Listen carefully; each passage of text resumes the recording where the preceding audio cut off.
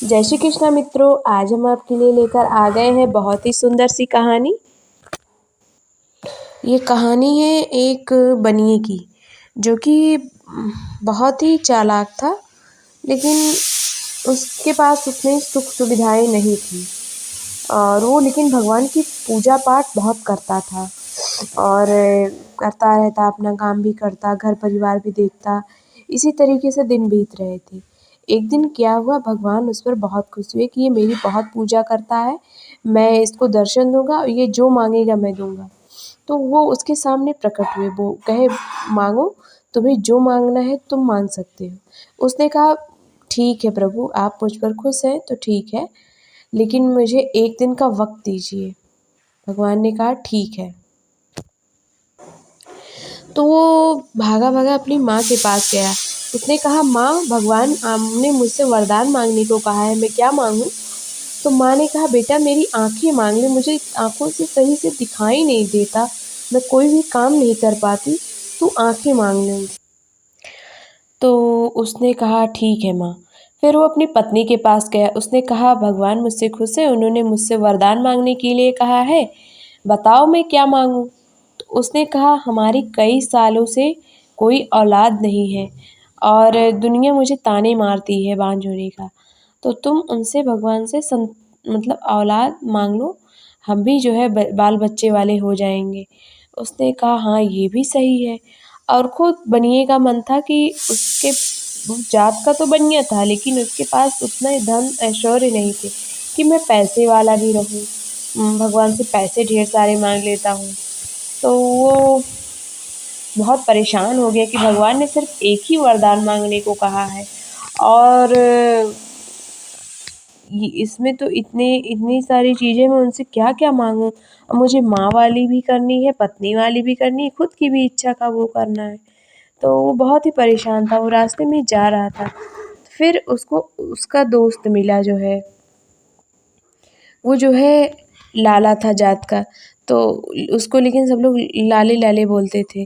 तो उसने कहा क्या हुआ, तुम परेशान क्यों हो बनिए से? उसने कहा। तो बनिए ने कहा लाले, बहुत ही परेशान हूँ, बहुत इतने दिनों के बाद तो भगवान मेरी पूजा पाठ से खुश हुए हैं, उन्होंने कहा है कि कुछ मांगो, और जब मैं मांगता मांगने के लिए कहा ठीक है, एक दिन का वक्त मांगा और सबसे सबकी इच्छाएं पूछी, तो सब माँ कहती है आंखें मांग लो, पत्नी कहती है संतान मांग लो, और मैं खुद चाहता हूँ कि मैं धन मांग लूँ। तो लाला ने कुछ देर सोचा, फिर उसने कहा अच्छा ठीक है, तुम भगवान से ये कहना कि चांदी की कटोरी में दूध भात खाते हुए मेरी माँ मेरी मेरे बच्चे को देखे। मतलब चांदी की कटोरी में दूध भात खाते मेरी माँ मेरे बच्चे को देखे, और इससे तुम्हारी सारी इच्छाएं पूरी हो जाएंगी। तो बनिए ने कहा ठीक है। तो भगवान आए, उसने कहा मांगो। तो उसने कहा चांदी की कटोरी में दूध भात खाते हुए मेरी माँ मेरे बच्चे को देख ले।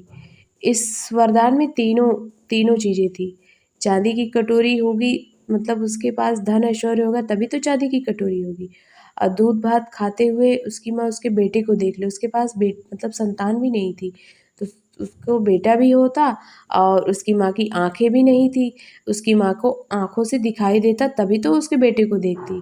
तो इस तरीके से उसने बड़ी चतुराई से, मतलब उसके दोस्त ने जो उसको सुझाव दिया था, उस चतुराई से ये वरदान मांगे। भगवान ने कहा अच्छा ये कैसा, मतलब इस वरदान में जो है एक होते हुए भी इसमें इतनी सारी वो है, इच्छाएं हैं। तो उन्होंने आंखें बंद करके देखा, तो समझ गए कि ये लाले की ही चालाकी है। उसने कहा जाओ लाले, तुम कितनी भी चालाकी कर लो लेकिन तुम रहोगे परेशान ही, ये तुम्हारी चतुराई है। लेकिन अब भगवान को वरदान तो देना ही था।